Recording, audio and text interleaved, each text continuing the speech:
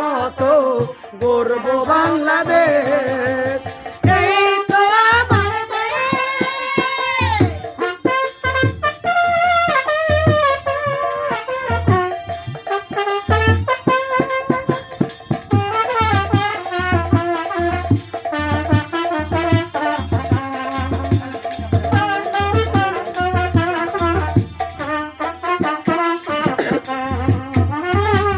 স্বৈরাচারীর শাসন হতে মুক্তি হলো দেশ।